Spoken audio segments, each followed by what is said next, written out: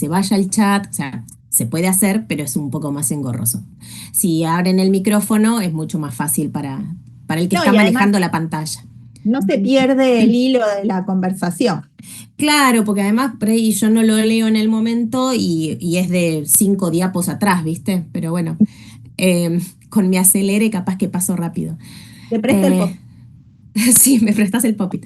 Bueno, primero, aviso parroquial, yo tengo la garganta destruida hoy, así que si ven en un momento que toso, toso, toso, no se preocupen, no, no me pasa nada, pero capaz que en algún momento me clavo ahí una tos. Eh, Hoy vamos a hablar de todas aquellas patologías o alteraciones que podemos encontrar durante la gestación. Eh, la semana pasada ya vimos todo lo que era normal, así que ahora vamos a ver todo lo que escapa de esa normalidad. Obviamente, en veterinaria estamos muy atrás, ¿sí? En la detección de este tipo de anomalías respecto a medicina humana. Hay un montón de cosas que no las podemos ver simplemente por el pequeño tamaño que tienen las estructuras que vamos a evaluar y además porque nuestras especies son polítocas y tenemos un montón de fetos o de embriones para evaluar. Entonces, hay muchas cosas que seguramente no las tenemos documentadas, pero que suceden, ¿sí? Y hoy vamos a hablar de las que son relativamente más frecuentes, ¿sí? Si bien las alteraciones en la gestación siempre son poco frecuentes, pero las que más comúnmente nos podamos encontrar en el camino las vamos a abordar hoy.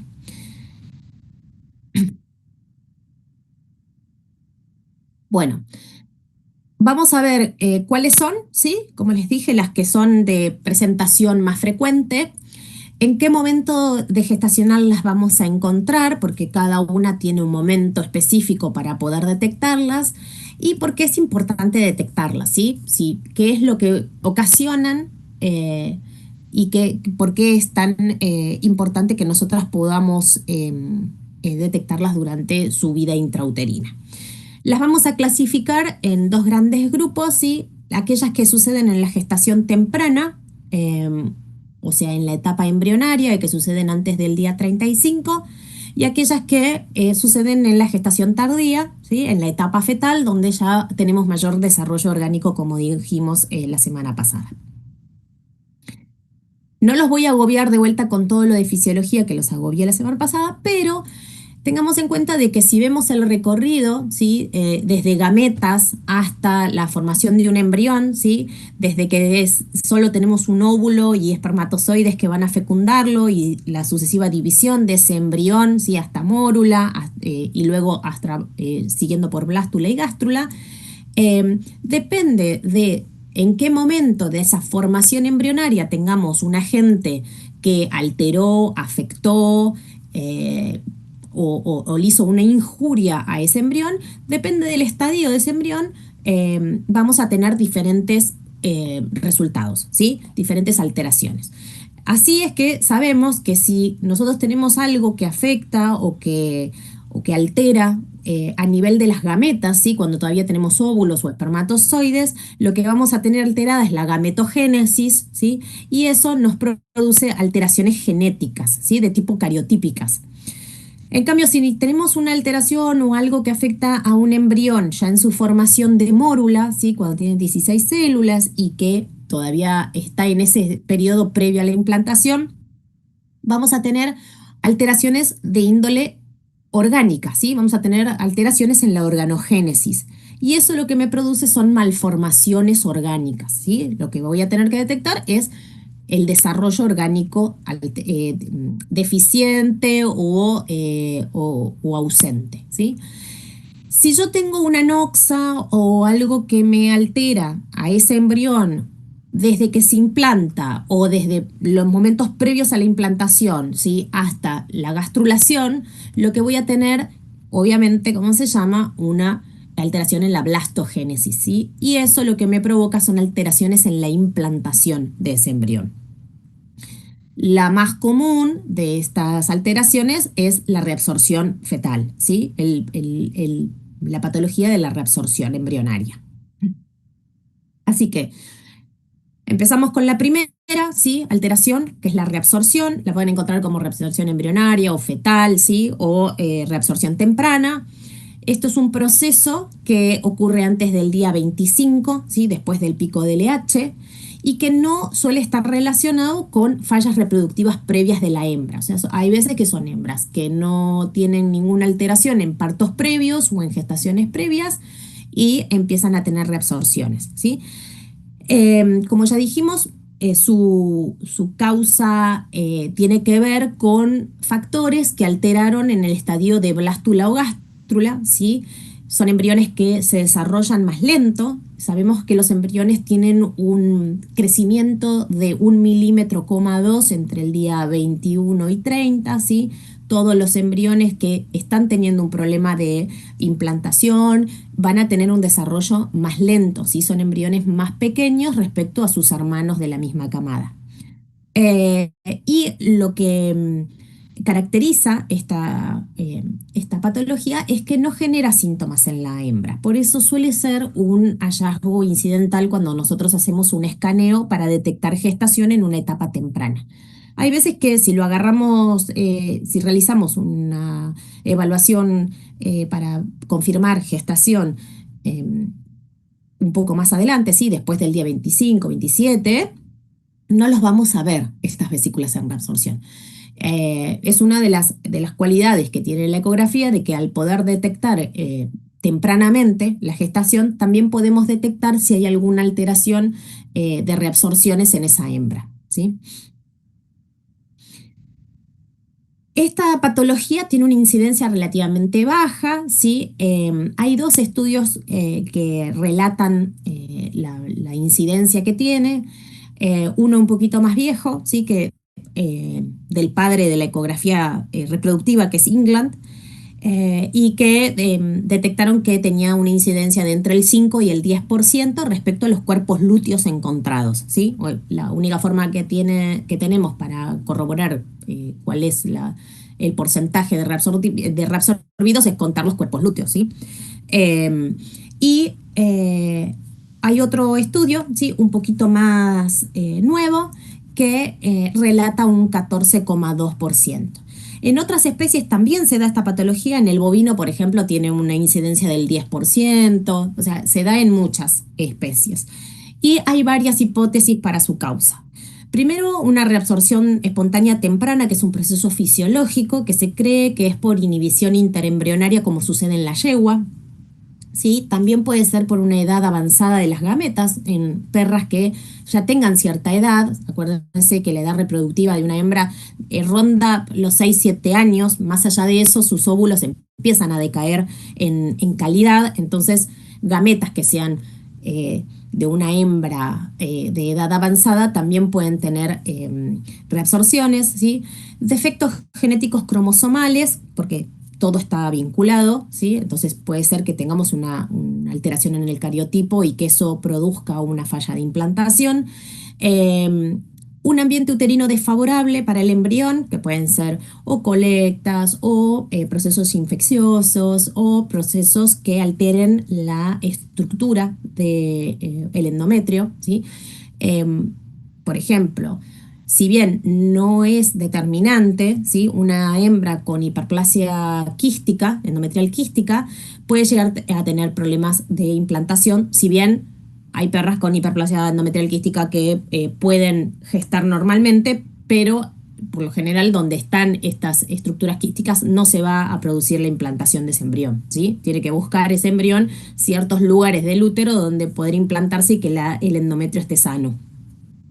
Y después algunos factores más de índole de, eh, médicos y clínicos de la hembra, que tienen que ver con procesos infecciosos, que estén en su etapa subclínica, como hay que descartar Brucella canis y herpes virus, ¿sí? En el canino, y de índole endocrinológico, ¿sí? El hipoliuteolismo y el hipotiroidismo en las hembras.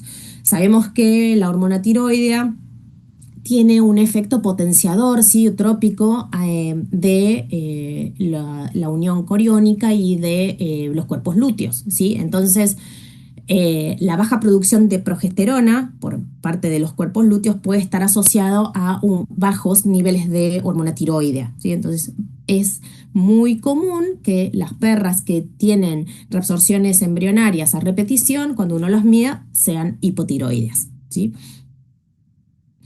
Bueno, ¿qué vamos a encontrar ecográficamente en este tipo de patologías? Es primero que puede involucrar uno o más embriones de la misma camada, ¿sí?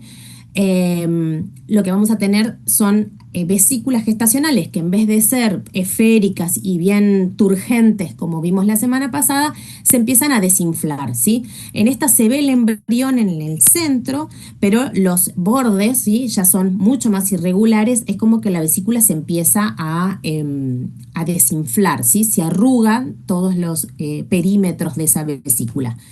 Em, Estas son dos vesículas en reabsorción, ambas tienen bordes irregulares, en esta todavía se ve contenido, ¿sí? Del macizo embrionario, en esta ya no se ve, ¿sí?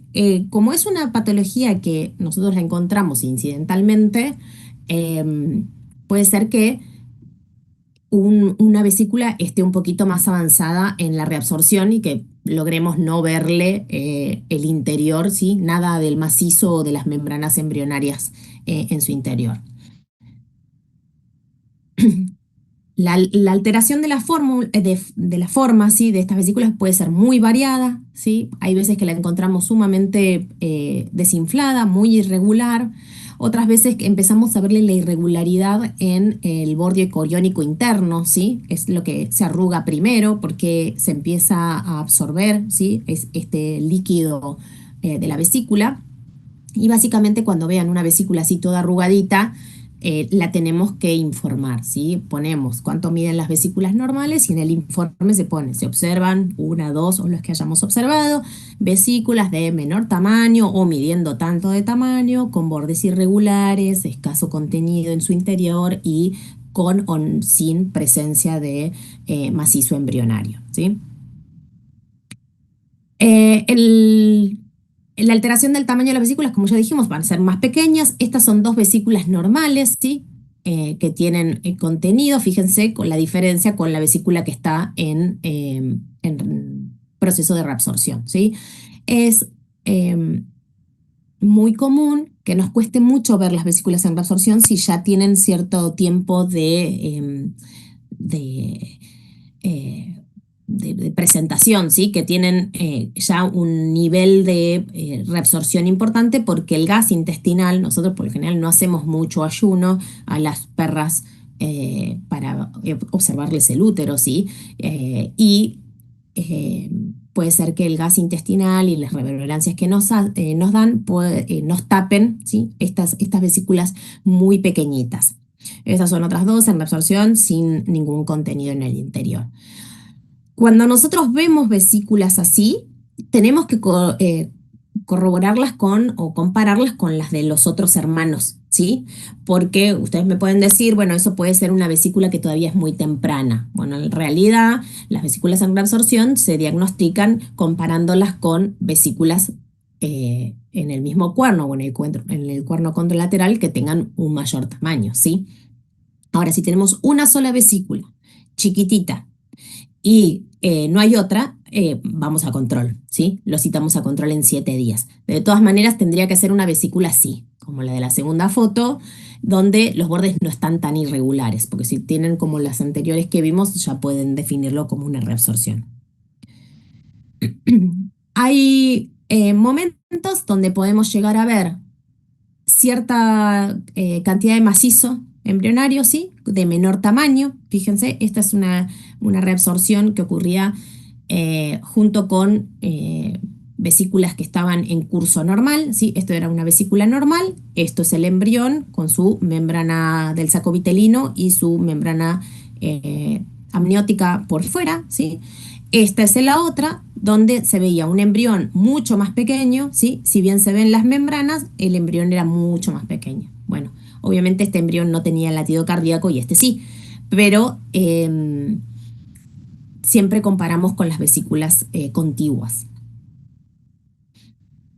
Respecto a los líquidos alantoideos y del saco vitelino, lo que vamos a ver es que se ponen sucios, ¿sí? Se ponen con partículas ecogénicas en suspensión, ¿sí? A ver si me corren estos. Esto es una vesícula totalmente colapsada, ¿sí? Fíjense que ya no tiene contenido y está totalmente desinflada respecto a la vesícula de su hermano que está acá, ¿sí?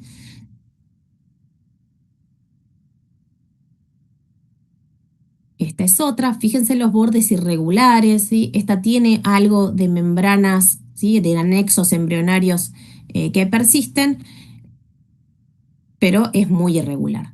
Y como les dije, depende del momento en el cual ustedes lo observen o que les haya tocado hacer ese control gestacional, la van a ver totalmente colapsada como vemos en el primer video o con distintos grados de contenido, ¿sí? Por lo general las paredes se ponen muy gruesas, además de irregulares, son muy, muy gruesas, ¿sí? Como en esta, que está acá, muy gruesas, ya no se ve tanto la irregularidad porque es como que se compacta, ¿sí? Esta es otra, ¿sí? Una vesícula en reabsorción junto con su hermano que tiene el embrión dentro. Bueno, lo que pasa con la pared uterina en esos lugares donde hay reabsorciones es que se hipervasculariza, ¿sí? Podemos llegar a ver líquido, ¿sí? Entre la pared de la vesícula y el útero, ¿sí? Por el desprendimiento, porque genera cierto grado de hemorragia, y lo que vemos es una mayor captación color en el sitio uterino donde está esa vesícula en reabsorción, ¿sí? Así que si tienen Doppler, pueden corroborar poniéndole Doppler color. Esta es una vesícula en reabsorción con algunos anexos embrionarios dentro, ¿sí? Y al final del video hay un embrión normal, ¿sí? Con latido cardíaco. Fíjense que el tamaño es muy distinto. Esta es otra con Doppler color. Y bueno, esta patología es una patología que, si bien pasa desapercibida en la clínica de la perra, también es una patología que resuelve rápidamente o que es detectable durante muy poco tiempo, ¿sí? La duración de esta patología suele ser entre 2 y 6 días. Después de ese periodo ya no podemos ver las vesículas porque ya se colapsaron totalmente, ¿sí? No se detectan en gestaciones avanzadas, ¿sí? Porque una vez que se colapsaron, sigue su curso la gestación de las que hayan quedado y queda como en el olvido. Eh, y sepamos que cuando vemos en los trabajos de divulgación que son vesículas no embrionadas, son vesículas que están en reabsorción, ¿sí? Todas las patologías tienen varias formas de llamarlas, pero que me ha tocado aclarar de que no existe una vesícula que nunca tuvo embrión, ¿sí? No existen las anembrionadas, ¿sí? Existen las vesículas que tuvieron embrión, se reabsorbió y que llegamos a verlas en un momento muy tardío y que por eso no podemos ver los anexos embrionarios y el embrión, ¿sí? ¿Se entiende? Porque si no hay embrión, no se genera la placentación, básicamente por eso. Entonces no es que la hembra hace vesículas vacías, no, hace embriones, hace vesículas normales que en algún momento se pierden. Por eso es que es importante empezar a indagar la causa de estas perras porque suelen repetirlo en las gestaciones. Si nosotros analizamos el Doppler espectral, sí, este cuadro se los había puesto esta imagen en la semana pasada, vamos a ver que una vesícula eh, eh, gestacional, sí, en esta etapa de la gestación, uno podría tomar los registros de la arteria uteroplacentaria, ¿sí? ¿Se acuerdan que es en el borde caudal dorsal de cada vesícula? Van a encontrar en el Doppler color, lo ponen primero y van a encontrar un vaso, a ese vaso le hacen un registro espectral. Es una arteria con un flujo, ¿sí? Un patrón de flujo de baja resistencia, con una diástole muy alta, ¿sí? Eso hace que tener sístole alta y diástole alta, tengamos por consiguiente un índice de resistencia bajo, ¿sí? Es un tejido que necesita ser perfundido todo el tiempo. No puede haber periodos sin perfusión. Por eso es que tiene una sístole alta, ¿sí? Cuando analizamos el Doppler espectral de las vesículas normales, que son la figura A, y lo comparamos con las vesículas que están en proceso de reabsorción o que nos da dudas de qué es lo que está pasando en esa vesícula, que por ahí la vemos más irregular o la vemos un poco más pequeñas que la de vesículas aledañas, digamos, le podemos hacer el Doppler espectral y lo que vamos a visualizar es que la sístole se nos pone bajita, ¿sí? Nos baja el flujo sistólico y cada vez se vuelve el espectro más chato, más liso, se vuelve monofásico, ¿sí? Eso significa que hay una estenosis arterial, que no le está llegando flujo sanguíneo y que obviamente esa vesícula está condenada a la reabsorción. Entonces, además de ver su forma, si tenemos Doppler y analizamos la onda espectral que nos puede dar la uteroplacentaria de esa vesícula, podemos terminar de definir si estamos frente a una reabsorción o no, ¿sí? Otra patología que tenemos que tener en cuenta es la muerte fetal, ¿sí? Em, la muerte fetal, primero vamos a hablar en forma como general de la muerte fetal. Y después vamos a ver qué pasa con ese feto que se murió. ¿Eh? La muerte fetal obviamente va a ser visualizada por el ecografista porque ese feto, ¿sí? No va a tener movimientos normales, ¿sí? No va a tener la apariencia normal. Entonces, nosotros cuando querramos sacarle un espectro o un modo M a ese corazón, sí, este es el corazón del cachorro, no vamos a tener ningún tipo de registro y lo que vamos a ver es que tiene una forma de la cabeza alterada, ¿sí? Cuando los fetos se mueren, los huesos de la calota se acabalgan, ¿sí? Es como cuando pasan por el canal de parto. Las placas de la cabeza se acabalgan una sobre otra y la cabeza, en vez de ser redondita y linda como para medirle el diámetro biparietal, se vuelve ovoidea y finita, ¿sí? Entonces, lo que siempre tenemos que buscar para determinar, hay veces que obviamente vemos el corazón de una, y si toca ver la cabeza, que es lo primero que van a ver que la cabeza está rara, está finita y larga, ¿sí? Eso es por acabalgamiento de los huesos del cráneo y denota que ya no hay vitalidad. Entonces, ustedes van a hacer un recorrido de un feto, ¿sí? Le van a ver que el corazón no late y depende del tiempo que haya pasado desde la muerte fetal o no, van a poder ver diferenciación orgánica. Este cachorro lo habíamos agarrado hacía poquito de que había dejado de latir. Este es el corazón que está con sus cámaras colapsadas y este es el riñón, ¿sí? Se ve bien y todavía tenemos diferenciación orgánica. Depende de si lo encuentran en sístole o en diástole cuando se detuvo el corazón, es si van a haber contenido o no en las cámaras, ¿sí? Por lo general están en sístole, ¿sí? Por lo general no tiene contenido y están colapsadas las cámaras.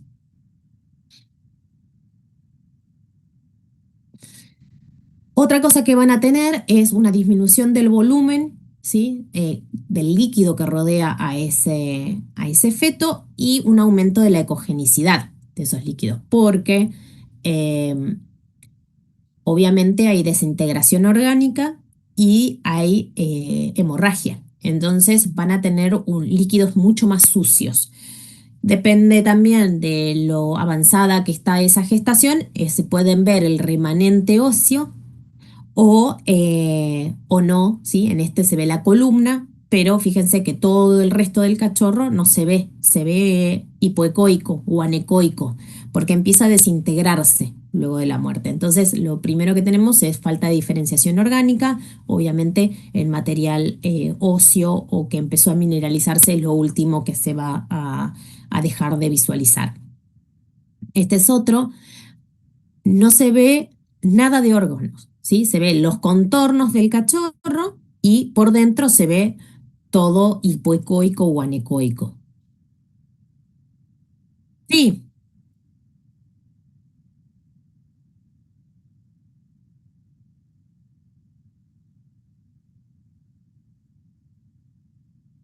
el feto. No, no, la parte ósea vos la vas a ver, no la vas a, o sea, la vas a ver siempre. Si está osificado no se reabsorben. Lo único que se va a reabsorber son las vesículas gestacionales, A partir del día 35, donde ya lo detectamos como muerte fetal, vos vas a ver siempre el cachorro. Lo vas a ver siempre. No se reabsorbe.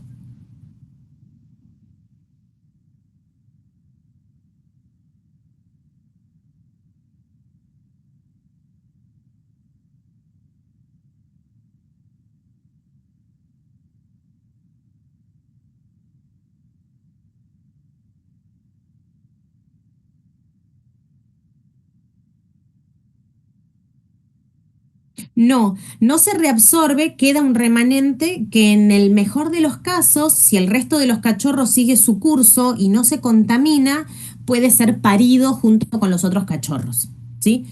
Pero ahora vamos a ver qué pasa si, qué pasa luego de la muerte fetal, ¿sí? Yo ahora les muestro unas imágenes de cómo se ve o qué es lo que tenemos que buscar, pero básicamente pueden pasar tres cosas con ese feto muerto. O se aborta, o se momifica, o se macera. Esas tres cosas, dependiendo de elija su propia historia, son las que pueden suceder. Y dependiendo cuál de ellas sucede, es lo que vamos a encontrar en la ultrasonografía, ¿sí? Pero una vez que pasaron los días, los 35 días de gestación, todo lo que está o se saca o se elimina, pero siempre lo vas a poder ver. Hay veces que más compactado porque el líquido hace que se compacte, o sea, se pierde el líquido y hace que se compacte. Ese líquido no es que se reabsorbe, sino muchas veces se acumula en el útero o la perra tiene pérdidas, ¿sí? Y ese es el líquido lo que está perdiendo por vagina. Pero ahora vamos a ver cuáles son las opciones de qué es lo que pasa si esto permanece dentro del útero, ¿sí? Nada de nada. Eh, bueno, estas son más imágenes de cómo van a ver los fetos que ya no tienen vitalidad, ¿sí? Esto es una cabeza, esto es el cuerpo que ya no tiene definición. Estos son todos como coágulos, ¿sí? Todo material aglomerado dentro de, el líquido y la cabeza que ya no tiene mucha definición, ¿sí? Es una cosa medio amorfa que nos emite sombra sónica, ¿sí? Estos son es el maxilar. Fíjense que la cabeza, en vez de ser redonda, es alargada. Todo esto es el contorno del cachorro, ¿sí? Y el líquido que lo rodea es sumamente celular, ¿sí? A ver si lo puedo... Ahí. Todo esto del centro es el cachorro, ¿sí? La línea hiperecogénica es el borde, es la periferia del cachorro. Y todo lo que lo rodea es el líquido sumamente celular, que se ve hipoecoico y todo como con moteado o puntillado ecogénico, ¿sí? Eso es todo hemorragia.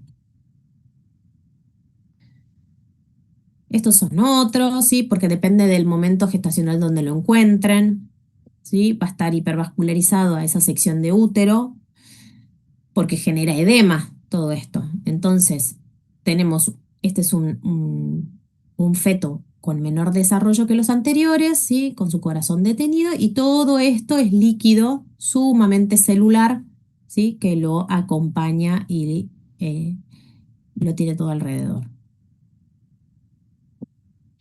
Esta es la cabeza, disminuida de tamaño, ¿sí?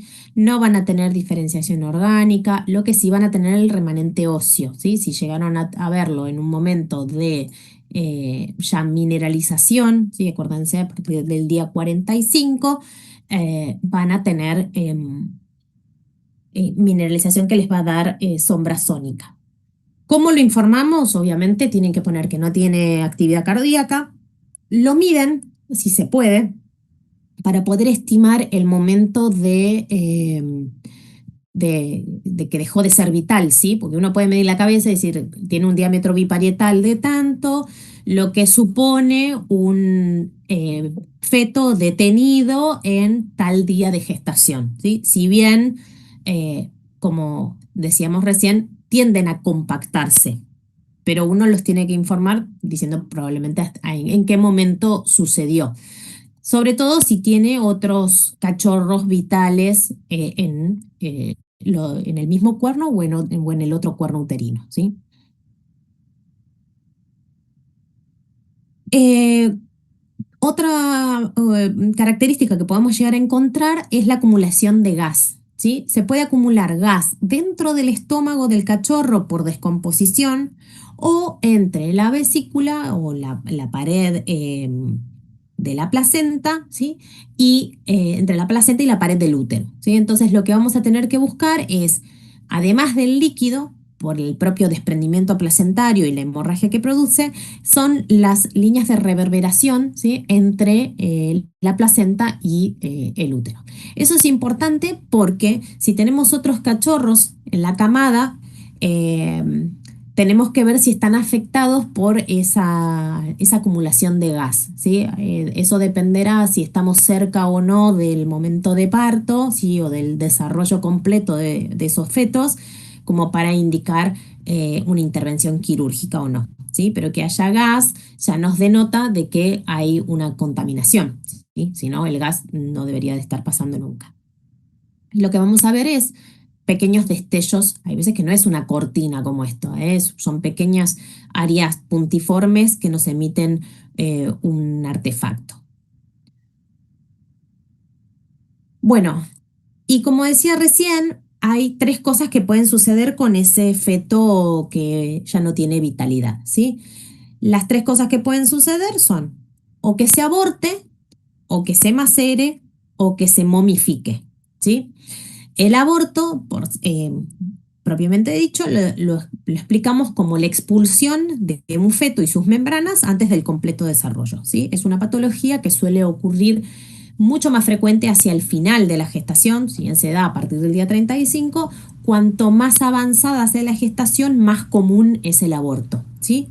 Es un proceso que afecta a todos los embriones por igual, ¿sí? Si bien no todos son expulsados en el mismo momento, porque pueden tardar hasta varios días en expulsar todos los fetos, es un proceso que expulsa a todos. No es como la reabsorción de que puede afectar uno y otro no.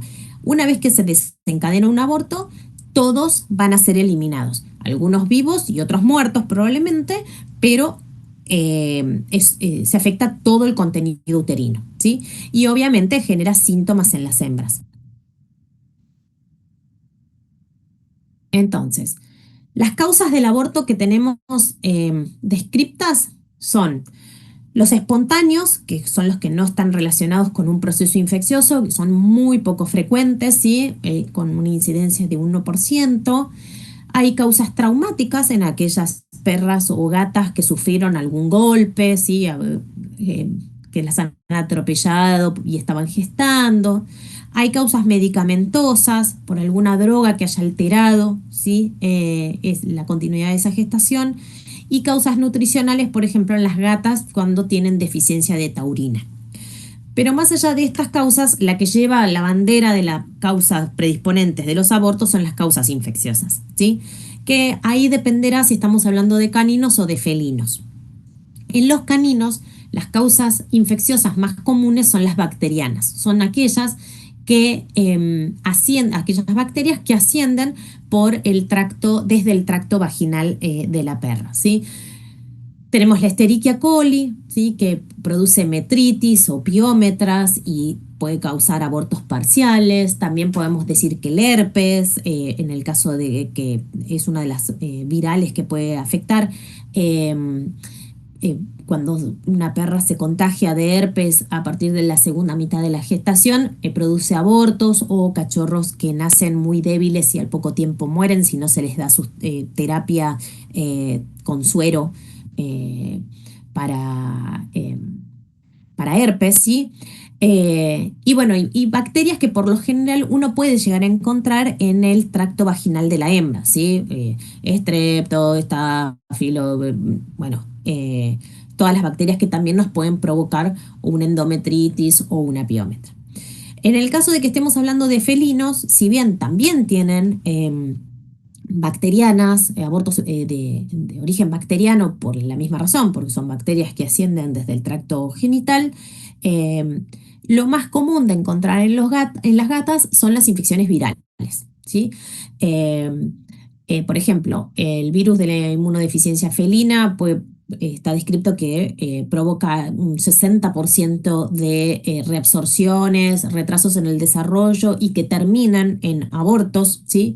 La peritonitis infecciosa da abortos en hembras en la última etapa, ¿sí? De la gestación, o sea, son ya cachorros que están súper formados.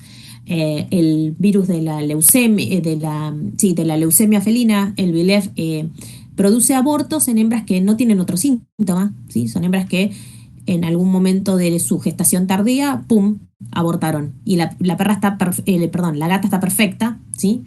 La panleucopenia, que puede producir abortos y nacidos con hipoplasia cerebelar. Entonces, a la cabeza en las felinas siempre son las infecciones virales. Siempre que hay un aborto en una gata, hay que ir a buscar las virales. Y los hallazgos ecográficos obviamente son muy similares a los que íbamos a ver en cualquier muerte fetal, ¿sí? No vamos a tener latidos cardíacos o los vamos a ver muy, muy tenues, ¿sí? Eh, y sin movimientos, porque cuando una perra o una gata empieza su proceso de aborto, muchas veces nos traen al animal para la evaluación de los que quedan adentro.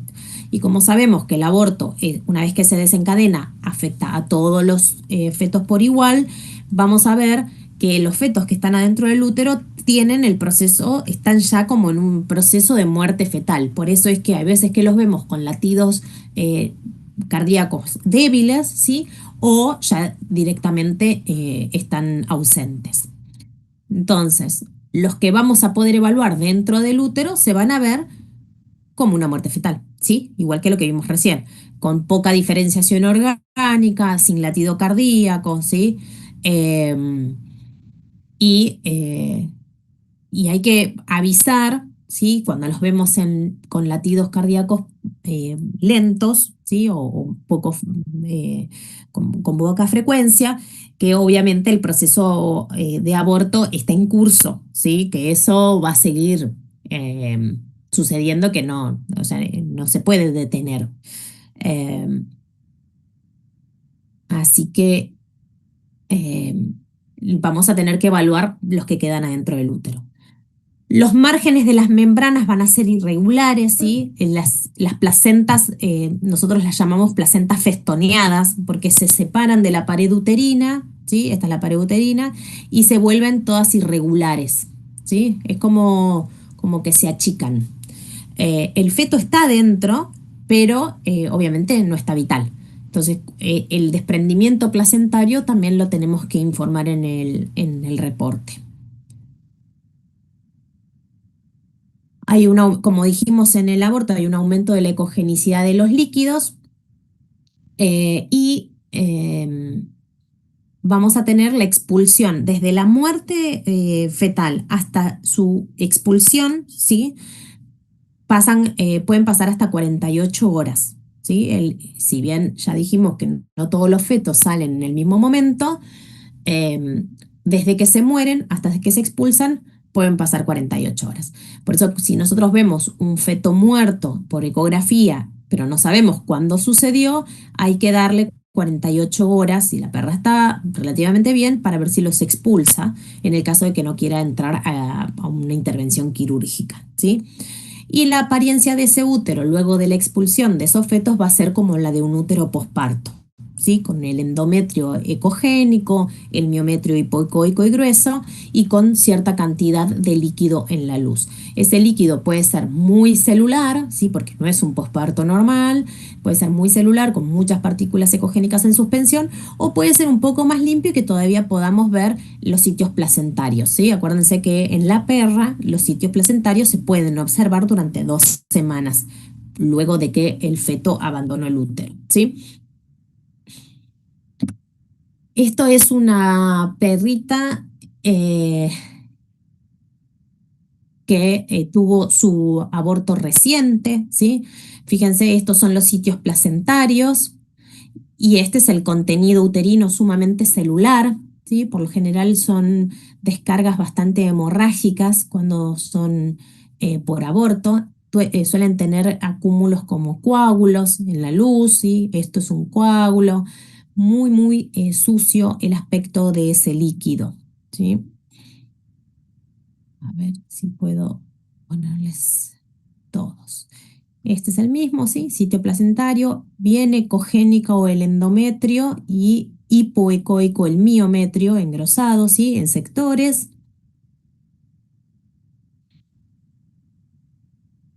Y esto no sé si lo voy a poder. Está tan superpuesta que no lo puedo hacer andar. Esperen, ahí está. Y si bien uno puede ponerle Doppler, no tiene tanto valor predictivo ese valor del color que le podamos poner, porque acuérdense que tenemos un edema circundante, ¿sí? Entonces va a tener color en la captación, pero no les va a decir gran cosa el Doppler en este proceso.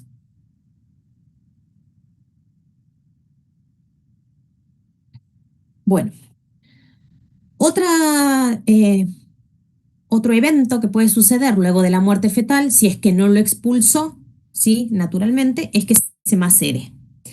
La maceración sucede cuando el feto muerto se mantiene adentro del útero luego de su muerte, de su deceso, ¿sí? O sea, que no lo expulse la hembra naturalmente hace que ese feto se mantenga adentro del útero y se mantiene en un útero que, si ustedes imaginarán, está a temperatura elevada, ¿sí? Con lo cual sigue el proceso de autólisis enzimática, ¿sí? Y de lisis tisular propio de la activación enzimática por la temperatura. Este proceso puede ser séptico o no, dependiendo si pudieron entrar o no bacterias, y es un proceso agudo, ¿sí? Esta, este, esta patología, lo que ustedes van a poder ver por ecografía, como siempre se da en fetos que tienen ya cierto desarrollo, es más que nada el componente óseo mineralizado, ¿sí? Todo esto es el cachorro, pero es todo hipoecoico heterogéneo, sin gran definición orgánica, y lo que sí van a poder definir son las estructuras óseas, ¿sí? Esta es una perrita que tenía un cachorro único, ¿sí? Con una gestación pasada de término de 65 días, ¿sí? Y lo que se observaba en ese único cachorro adentro del útero era lo siguiente. Estas son sus estructuras óseas y todo esto es el cuerpo del cachorro, ¿sí? Esta es la cabeza, esto es el líquido que rodeaba el cachorro, sumamente celular, ¿sí? Muchas veces la sombra que nos emite en la columna y las estructuras óseas nos dificulta bastante el poder tomar buenos registros. Pero bueno, esta perra tenía una muerte fetal que había ocurrido hacía un tiempo ya, tenía sintomatología de descarga hemorrágica y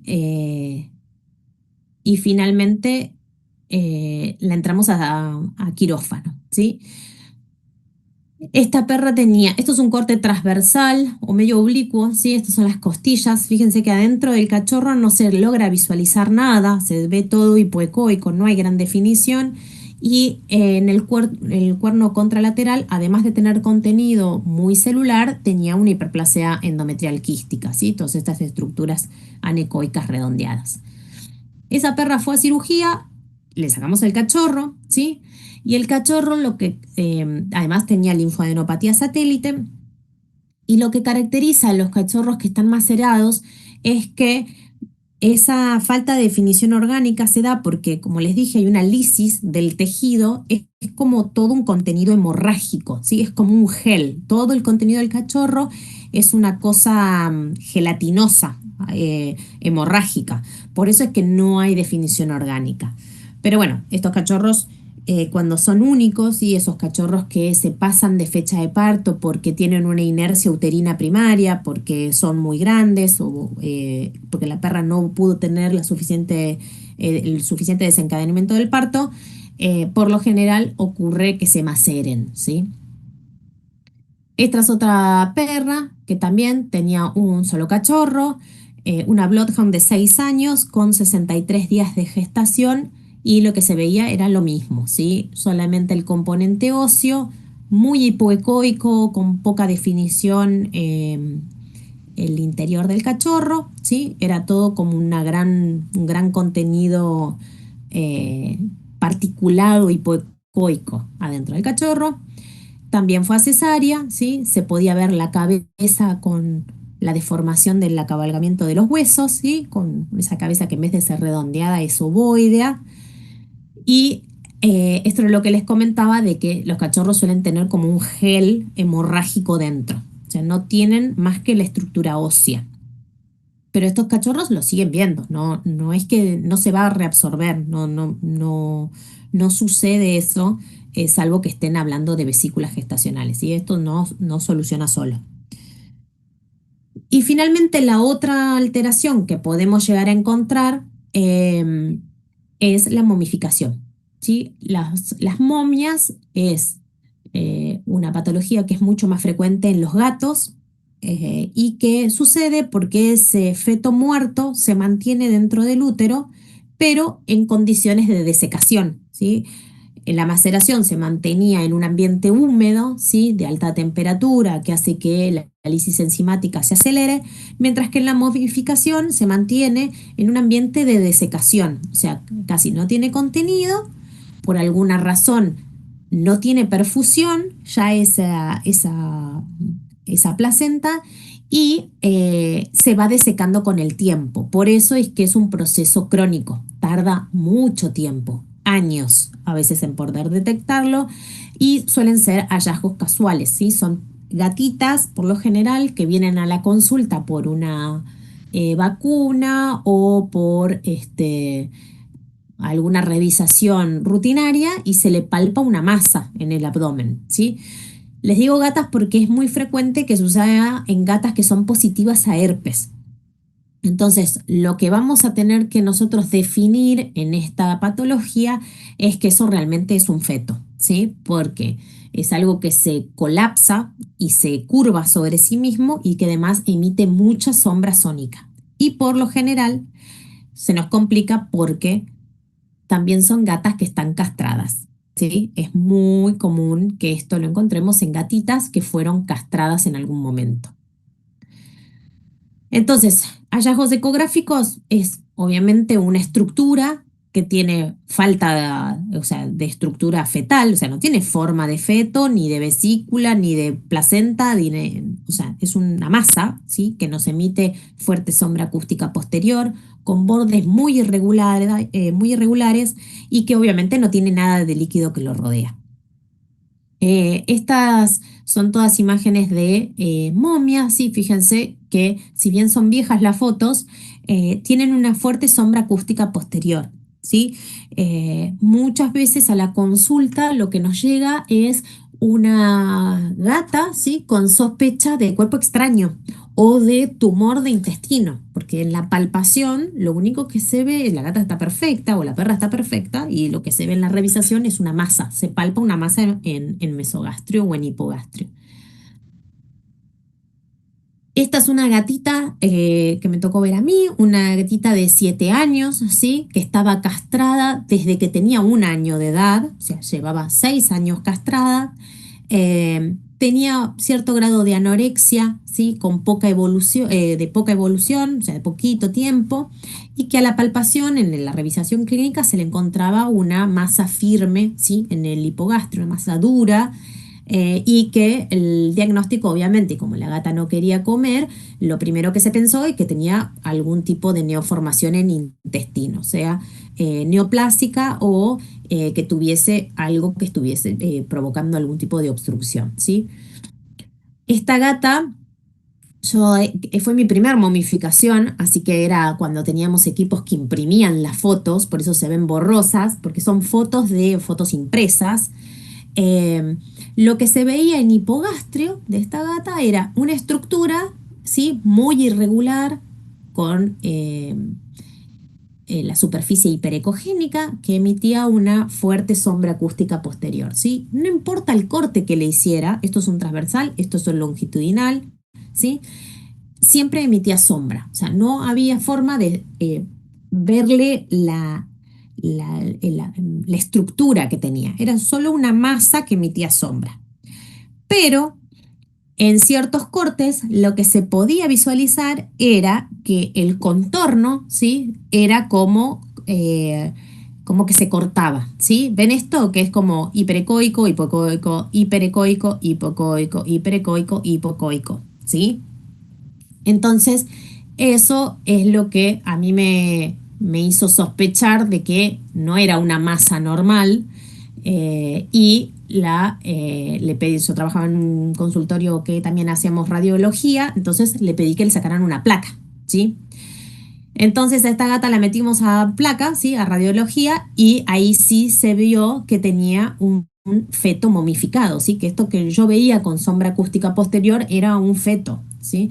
Los fetos cuando se momifica se curvan sobre sí mismos, haciendo como una bolita o algo ovoideo, y lo que hay que buscar en realidad es la superficie de las vértebras, ¿sí? Esto que yo veía antes son las vértebras del cachorro, ¿sí? Toda la columna del cachorro que queda hacia la periferia.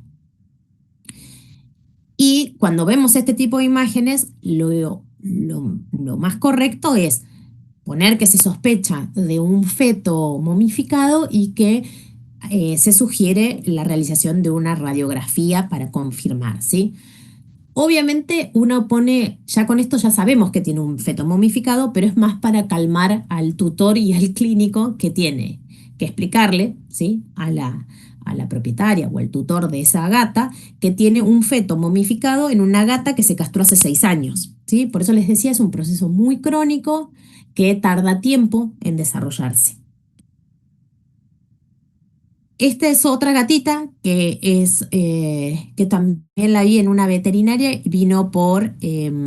Mercedes, perdón, sí, en la dime. gatita esta anterior, entonces, ¿no tenían un tiempo estimado de que tuvo la momificación? No. Lo que se sospecha es que cuando tenía 1 año y fue sometida a castración, esa gata estaba gestando. Ah, o sea que fue muchísimos años que lo estuvo ahí sin Sí, signos. Bien, claro. La gata se fue, tenía 6 años o 7, no me acuerdo, pero la castraron al año de edad y yo la veo a los 6 años con esto adentro del abdomen. O sea, esa gata cuando fue castrada estaba gestando. Al perder los ovarios y la irrigación de ese feto se murió y se momificó, ¿sí? Entonces, eh, es un proceso que puede tardar un montón de años. Nadie se la había, porque la gata nunca había ido a la veterinaria, no, no, ni siquiera la vacunaban. Entonces, cuando la llevaron, porque la gata tenía inapetencia y no quería comer, la palpan y le encuentran esto. Pero por lo general las momias eh, son hallazgos incidentales porque fueron a la veterinaria por otra cosa. Como no generan síntomas en la hembra, no suelen ser detectadas, ¿sí? bien, perfecto. No pensé que podía pasar tantos años hasta... Sí, Bien. pasan un montón de años hasta que los vemos. Sí, sí, sí. Además, ese Te hago una proceso de... consulta. Sí. No, no te quería interrumpir, perdón. No, Pero no, entonces, Mariana, dime. como no es patológico, o sea, no genera síntomas, no es necesario operarla. Mira, por lo general se los saca igual porque ahora yo les voy a mostrar este caso. El problema que tenés es que como eso se va compactando y que genera aristas, ¿sí? Como superficies muy puntiagudas, puede llegar a producirte alguna laceración de órganos vecinos, ¿sí? Si bien no genera síntomas porque no está contaminado, puede llegar a generar síntomas a futuro por adherencias o por irritación de los órganos, porque no siempre las momias se mantienen adentro del útero, ¿sí? Muchas veces migran, ¿sí? O sea, se rompe la pared uterina cuando está luego de la castración, ese útero se atrofia y se vuelven paredes muy finitas, rompe la pared uterina y se pueden encontrar en cavidad abdominal, libres. En realidad no están libres, están sujetas por el meso, pero generan adherencias y esas adherencias pueden alterarte el aparato intestinal. Entonces, por eso es que muchas veces se decide sacarlas, ¿sí? Perfecto, gracias. No porque esté provocando una sintomatología en el momento. Sí, dime, no sé qué me habló. Una pregunta. Sí, Es que no entendí Alejandra. ahí, entonces el caso es, se hizo solamente se quitaron los ovarios Claro, en la gatita, o sí, sea, mantenía íntegro, digamos, el útero. El útero, exacto. Las Ah, gatas, ok. por lo menos acá en la Argentina, muchas veces, sobre todo cuando son campañas de castración o por practicidad de la cirugía, solamente se hace ovariectomía, no se hace ovariohisterectomía. Entonces, en aquellas gatas que no se revisó el útero cuando hicieron la intervención para extraer únicamente los ovarios, si esa gata estaba gestando, pues queda el feto. ¿Sí? Hay Ah, muchas veces perfecto. que son castraciones rápidas y se abre por el flanco, por el lateral del flanco, se sacan los ovarios, se liga y se cierra, pero nadie revisó el útero. Ya, Entonces ya, ya. tiene que ver con un poco de mala técnica durante Ok. la cirugía. No sé, sino que aquí se quita pues todo tanto el ovario como el útero, entonces pensé que también Claro, hablabas de algo ectópico o algo así. no, no, no, no. Ok, ok. Eso pasa porque se sacan solamente los ovarios y se deja el útero. ¿Sí? Si vos sacas todo, esto no lo tenés, no evitas esa Ok, patología. ¿Sí? perfecto. Bueno, esta es otra gatita que, como les decía, viene a consulta porque tenía antecedentes, tenía 2 años, había sido castrada hace un año, o sea, llevaba un año de castrada, y va a la consulta para vacunación. La gata perfecta, divina, espléndida, no tenía nada, y cuando la palpan en la revisación clínica previa a la vacunación, le encuentran una masa en mesogastrio. Nuevamente llega ecografía por una sospecha de una neoplasia intestinal o de un linfonódulo que estuviese muy aumentado de tamaño, ¿sí? En la ecografía se veía esto, ¿sí? Esto es en mesogastrio de la gatita, se veía toda esta estructura y nuevamente estas imágenes, ¿sí? Intercaladas, hiperecoico con hipoecoico, ¿sí? Que es la columna. Una vez que vieron una columna curvada de una momia, ya está, no se la olvidan más. Ya, cuando vemos así, ya decimos, listo, tiene una momia, gato, castrada, listo, me cierra por todos lados.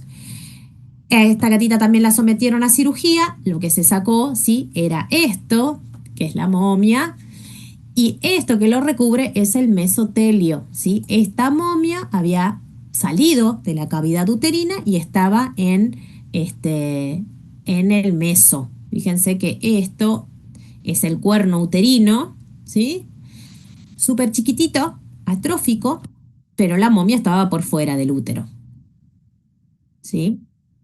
Y esta es la momia. Esto, que es la columna, ¿sí? Las espinas de las vértebras, son lo que ustedes van a ver en la ecografía, lo que más les va a dar la pauta de que eso es una columna y que es una momia momificada, ¿sí? O sea, una momia, un feto momificado, mejor dicho. Eh, Basta ver una para que después se acuerden siempre. Pero siempre traten en esas estructuras, en gatas que fueron castradas, que son jóvenes, que solamente se les sacó el ovario. Hay veces que no sabemos si le sacaron los ovarios o no. Pero en las gatas que están castradas o relatan estar castradas y ven este tipo de estructuras y la gata no tiene sintomatología, busquen la columna de esa estructura porque probablemente sea una momia, ¿sí? Bueno, muy bien. Y otra cosa que les quiero comentar, que en realidad eh, es algo que puede suceder, ¿sí? Que no hay que alarmarse y que hay que transmitir tranquilidad, es que podemos llegar a tener la interacción entre una gestación normal y una patología uterina a la vez, ¿sí? Eh, Nosotros podemos estar evaluando en curso una gestación viable y una colecta uterina en el cuerno contralateral, ¿sí? No es raro de encontrar, se controla, se sigue a esa gestación y pueden parir normalmente. O sea, que encontremos una colecta uterina en un cuerno contralateral de una gestación no predispone a la pérdida embrionario fetal, ¿sí? Este es el caso de una gestación, ¿sí? Que la vimos, por ejemplo, el 10 de marzo, ¿sí? Que tenía un feto único en un cuerno uterino y en el otro cuerno uterino teníamos toda una colecta, ¿sí? Una colecta eh, localizada, ¿sí? Focal en uno de los cuernos. A esa gestación la controlamos, ¿sí? 10 días más tarde y tenía su diámetro biparietal perfecto y tenía desarrollo orgánico perfecto y él estaba vital y demás. Esa perra parió su único cachorro por cesárea, en realidad, eh, al final de la gestación, un cachorro divino, perfecto, y siempre tuvo la colecta uterina del otro lado, ¿sí? Es algo que tenemos que corroborar, que no haya colectas uterinas concomitantes con una gestación, porque si bien no predisponen a la pérdida de esa gestación, hay que medicarlas preventivamente para que si no está contaminada, que no lo haga, ¿sí? Que no suceda la contaminación. Entonces son hembras que por lo general cursan su preñez con antibióticos y llegan perfecto al final de la gestación. Entonces, como para que nosotros le podemos brindar un poco de tranquilidad de es una gestación que vamos a tener que controlar un poquito más, pero que vamos a ir viendo la colecta uterina y el cachorro a medida que van pasando las semanas.